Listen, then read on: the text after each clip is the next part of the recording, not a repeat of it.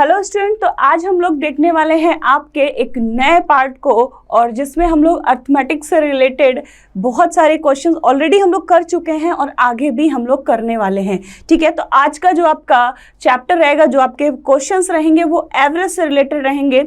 और आप अगर देखें तो एवरेज जो है आपके जितने भी एग्जाम होते हैं उसमें आपके लिए बहुत ही इंपॉर्टेंट चैप्टर है।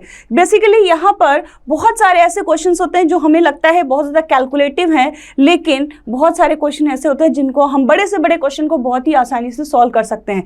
तो चलिए, एवरेज चैप्टर स्टार्ट करने से पहले आप देख लीजिए कि आपका टाइम शेड्यूल क्या है, यानी कि आप किस तरीके से सारे आपके इस चैनल के वीडियोस को किस टाइम पे देख सकते हैं। तो ज़रा ये देख लीजिए, यहाँ पर टाइमिंग आपको दी गई है। अगर आप टाइमिंग याद रखते हैं तो आपसे कोई भी वीडियो मिस नहीं होगा। ठीक है, मॉर्निंग में 7 o'clock आपको मिल रहा है इंग्लिश, देन जीएसजी के, modern history, geography, arithmetic reasoning, alternate videos आते हैं, एंशियंट हिस्ट्री, जीए और डीआई आपको मिलती है। चलिए आगे देखते हैं। यहाँ पर अगर आपको पीडीएफ्स चाहिए तो आप हमारे टेलीग्राम चैनल पे जुड़ सकते हैं, जो कि यूसीआई डिजिटल के नाम से है।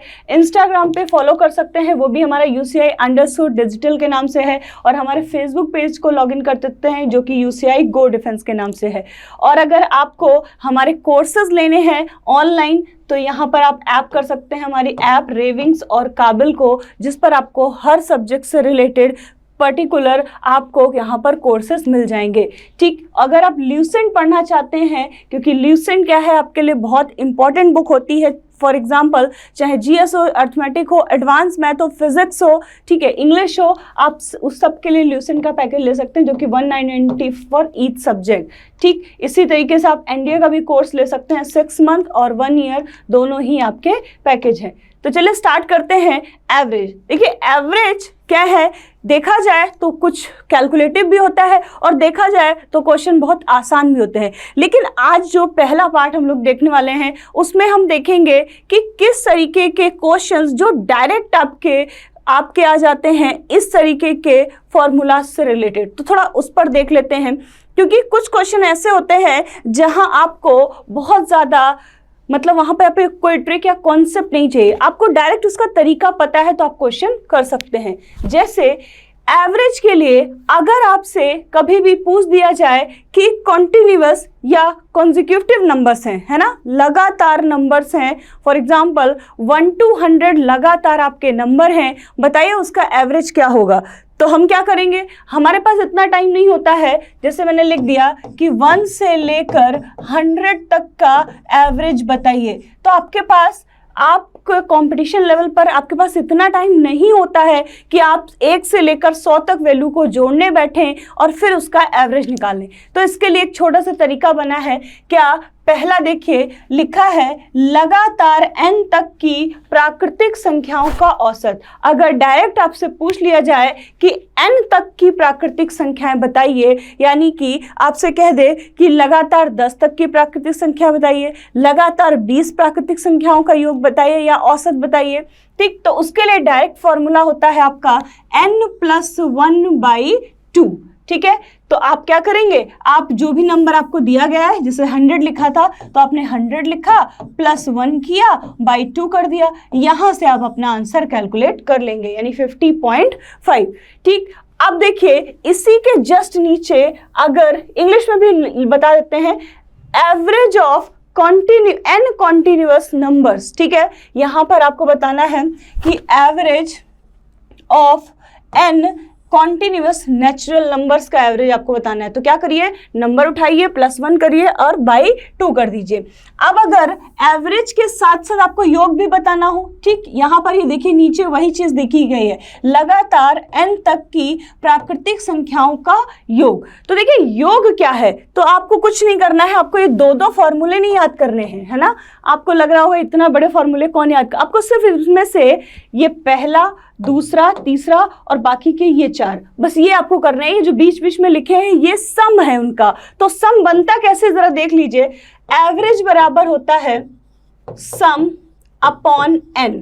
ठीक है, यानी औसत बराबर योग बटे संख्या। ठीक, अब आपको अगर योग निकालना है तो आपको क्या करें, एवरेज में n का गुणा कर दें। तो सम निकालने के लिए हमेशा क्या करना है, एवरेज में n का मल्टीप्लाई कर देना है, तो वो सम बन जाता है। तो इसी तरीके से आपको ये दूसरा फॉर्मूला बना दिया गया है, जिसमें देखिए कि एवरेज ये जो है उसी के साथ केवल n का मल्टीप्लाई कर दिया है। ठीक, तो आपको एवरेज योग याद नहीं करना है, आपको योग समझना है। अगर आपको योग निकालना हो तो एवरेज में नंबर का मल्टीप्लाई कर दीजिए, वो योग में बदल जाएगा। ठीक, तो यहाँ पर देखा आपने कि अगर प्राकृतिक संख्याओं लगातार की बात की जाए तो n+1/2 कर दीजिए, आपका आंसर आ जाएगा। अगर योग पूछा जाए तो n का मल्टीप्लाई और कर दीजिए। अब देखिए यहाँ पर लिखा है लगातार n तक की प्राकृतिक संख्याओं के वर्गों का औसत। कई बार क्वेश्चन में आपसे वर्ग पूछ लिया जाता है। फॉर एग्जाम्पल ऐसे पूछ ले 1 का स्क्वायर, 2 का स्क्वायर, 3 का स्क्वायर। बताइए इस सीरीज का 4 का स्क्वायर, 5 का स्क्वायर कुछ भी दे दे और कहे आपसे कि इसके वर्गों का औसत बताइए, तो ये तो बहुत छोटा नंबर लिखा है मैंने, आप वर्ग निकाल लोगे, आंसर कर लोगे। पर मान लीजिए इसको ऐसे लिख दिया जाए अप टू 100 का स्क्वायर, आप बताइए, तो आपके लिए थोड़ा डिफिकल्ट हो जाएगा। तो बस फॉर्मूला याद रखिए। फॉर्मूला क्या होता है, जब वर्गों की बात की जाए तो फॉर्मूला होता है एक बार n में +1 कर दीजिए, एक बार उसके दुगने में +1 कर दीजिए और अपॉन में 6, यानी n+1 2n+1/6। आप n की वैल्यू रख दीजिए, जो भी n की वैल्यू दी है, और उसको कैलकुलेट कर लीजिए। तो इस तरीके से लगातार n तक की प्राकृतिक संख्याओं के वर्गों का जो औसत होता है n+1 2n+1/6। अब देखिए इसके नीचे क्या दिया है, इसके नीचे दिया है वर्गों का योग।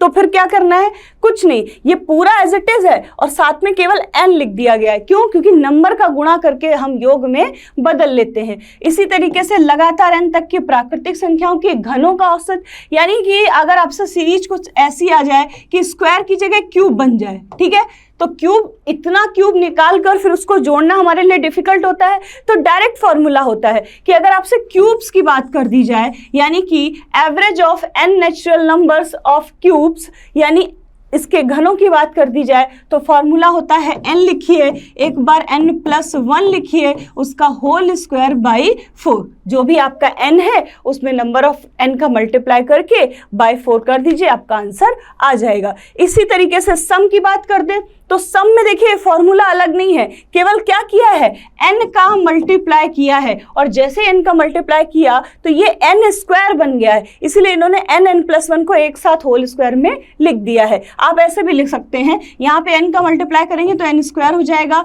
ये हो जाएगा n+1 का होल स्क्वायर बाई 4। तो इन्होंने क्या किया है, इन्होंने बस दोनों को n+1 को एक साथ लिख के होल स्क्वायर लगा दिया है बाई 4। ठीक है, तो ये आपकी इंपॉर्टेंट है, जिसमें प्राकृतिक संख्याओं का औसत पूछे, वर्गों का औसत पूछे, घनों का औसत पूछे, तो आपको ये फॉर्मूले डायरेक्ट आते हैं, तो आपके लिए सिर्फ कैलकुलेशन करने हैं और आंसर आ जाएगा। अब अगर सम संख्याओं की बात कर दें तो n+2+1 होता है। अगर विषम संख्या, अब देखिए यहां से चेंज हो गया, अगर लगातार सम संख्याओं की बात करें तो n/2+1 होता है। लेकिन अगर प्रथम वर्ड लिखकर आ जाए, ये आपको डिफरेंशिएट समझना है, क्या डिफरेंस है। अगर प्रथम n प्राकृतिक सम संख्याएं तो n+1 हो जाती हैं, अगर लगातार विषम संख्याएं तो n+1/2 होता है। लेकिन अगर प्रथम लिखकर आ जाए तो आंसर वही n होता है। तो कुछ एग्जाम्पल और देख लेते हैं इससे रिलेटेड, ताकि ये फॉर्मूलाज भी आपको याद हो जाए और आपको यहाँ पर बहुत ज्यादा दिक्कत भी ना हो। जो भी क्वेश्चन आपसे डायरेक्टली पूछा जाए उसके बेसिस पे आप कर सकते हैं। तो ये 5-6 फॉर्मूले याद करके आप अपने नंबर को इंक्रीज कर सकते हैं डायरेक्ट क्वेश्चन पूछने पर। चलिए कुछ एग्जाम्पल देख लेते हैं। पहला एग्जाम्पल देखिए, लिखा है the average of the square of first 10 natural number. तो आपको पता है कि वर्गों का जब औसत की बात की जाती है तो हमें उस पर बेस्ड फॉर्मूला पता है, और फॉर्मूला क्या होता है, ठीक है, एक बार n में +1 करना है और एक बार 2n में +1 करना है, यानी n+1, दूसरा है आपका 2n+1/6। तो ये होता है आपका वर्गों का औसत। n क्या है, यहाँ पर जितने नंबर्स की बात की गई है, नंबर ऑफ टर्म्स n होते हैं, तो 10 संख्याओं की बात की है, तो क्या करेंगे, हमने यहाँ पर 10 लिख दिया, तो 10 + 1 ये आपका हो गया 2 × 10 + 1 / 6, ये हो गया 11, यहाँ हो गया 21/6, 6 से कैंसिल करेंगे, ये आपका आ जाएगा 38.5, यानी कि ऑप्शन डी आपका करेक्ट आंसर है। तो बताइए इसमें कितना टाइम लगा, जबकि आपको यहाँ पर क्लियरली मालूम था कि फॉर्मूला क्या है, फॉर्मूला पता है, तो बस आपने क्या किया, फॉर्मूला रखा, उसकी वैल्यू पुट कर दी और आपने आंसर निकाल लिया। तो इसीलिए कुछ चीज़ें ऐसी होती हैं जिनको अगर हम याद कर लें तो हमारे लिए आराम हो जाता है। ठीक, चलिए नेक्स्ट क्वेश्चन देखेंगे, क्वेश्चन नंबर 2। क्वेश्चन नंबर 2 क्या कह रहा है, the average of the first 100 positive integers is, यानी प्रथम 100 धनात्मक संख्याओं का एवरेज बताएं। अब देखिए प्रथम लिख कर आ गया, यानी इसका मतलब है कि 1 से लेकर 100 तक की बात कर रहा है ना, 1 से लेकर 100 तक की सारी संख्याओं के एवरेज की बात कर रहा है, यानी 1 to 100 तक की बात कर रहा है। तो आपने अभी भी पढ़ा कि जब कॉन्टिन्यूअस नंबर की बात करें तो एवरेज क्या होता है, लगातार n प्राकृतिक संख्याओं का एवरेज n + 1/2। ठीक है, एक तो ये तरीका है, इस क्वेश्चन को और भी तरीके से कर सकते हैं, दूसरा भी देखेंगे।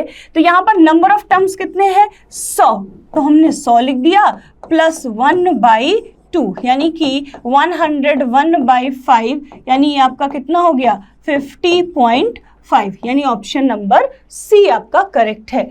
अब इसी क्वेश्चन का एक और तरीका है, वो क्या तरीका है, देखिए जब आपसे क्वेश्चन में ऐसा लिखा है कि 100 तक की धनात्मक संख्याओं का योग, यानी प्रथम का मतलब है कि 1 से शुरू होकर 100 तक की, ठीक है, 1 से लेकर 100 तक की प्राकृतिक संख्याएं चाहिए। तो जब कोई चीज लगातार होती है या उनके बीच अंतर एक जैसा रहता है, तब भी जो एवरेज होता है उसको निकालने के लिए ये भी तरीका एक है कि पहली संख्या यानी कि फर्स्ट टर्म और लास्ट टर्म को जोड़ दीजिए, अंतिम संख्या को जोड़ दीजिए और बटे में 2 कर दीजिए। तो पहली संख्या क्या है, 1, लास्ट टर्म क्या है, 100/2, यानी कि 100/2 आपका आंसर आ गया 50.5। ये भी एक तरीका है। ठीक है, इसी तरीके से और भी तरीके हैं। ठीक, अगर आपका एवरेज में आपके नंबर्स के बीच में डिफरेंस सेम रहता है तो एवरेज का मतलब होता है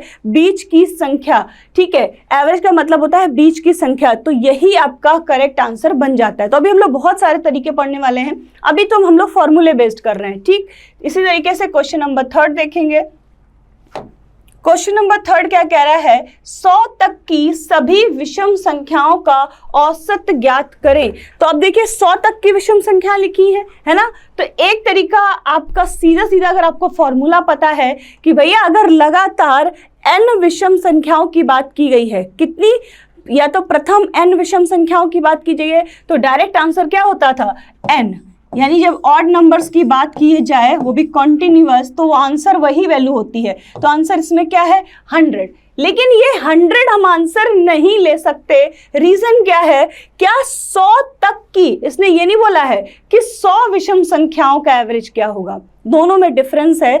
100 विषम संख्याओं का एवरेज हमेशा 100 होगा, लेकिन आपसे कहा है 100 तक की, यानी कि नेचुरल नंबर की बात कर रहा है, ये बात कर रहा है 1 से लेकर 100 तक के बीच में विषम संख्याओं की। तो बताइए 1 से लेकर 100 तक में क्या सारी विषम संख्याएं होती हैं, बिल्कुल नहीं, कुछ इवन नंबर्स होते हैं, कुछ ऑड नंबर्स होते हैं, यानी 50 इवन नंबर होते हैं और 50 ऑड नंबर होते हैं। अगर आप काउंट करो, 1 के बाद 2 इवन है, 3 ऑड है, 4 इवन है, 5 ऑड है, 6 इवन है, मतलब ये क्या होता है, एक एक छोड़कर चलता है। इसका मतलब है कि यहाँ पर कितने ऑड नंबर हैं, 50 ऑड नंबर्स हैं, और क्या बोलते हैं आपके 50 ही इवन नंबर है ना।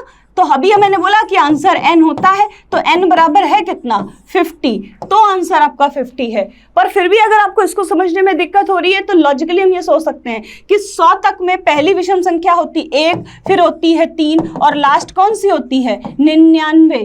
तो बताओ इस सीरीज के बीच में अगर आपको निकालना है एवरेज तो कैसे करें, जब लगातार सीरीज दी हो तो एवरेज होता क्या है, पहले टर्म को और लास्ट टर्म को उठाकर जोड़ दीजिए, बटे 2 कर दीजिए, तो 1 + 99/2 यानी कि 100/2 आपका आंसर कितना 50। तो एक ये भी तरीका है, लेकिन आपको इतना टाइम वेस्ट नहीं करना है। आपको यहां से समझना है कि लगातार 1 से 100 के बीच में सारी विषम संख्याएं कभी नहीं हो सकती हैं। आदि 50 विषम संख्या है और 50 आपकी सम संख्या है, तो ऑड नंबर से हमारा आंसर n होता है। तो करेक्ट आंसर क्या हो गया 50। चलिए नेक्स्ट देखते हैं क्वेश्चन नंबर 4। क्वेश्चन नंबर 4 क्या कह रहा है, 49 संख्याओं के घनों का औसत। अभी अभी आपने पढ़ा कि जब क्यूब्स की बात कर दी जाए तो लगातार जो भी नंबर्स होते हैं वो होता है n + 1 का होल स्क्वायर बाई 4। आपको क्यूब्स का याद रखना पड़ेगा।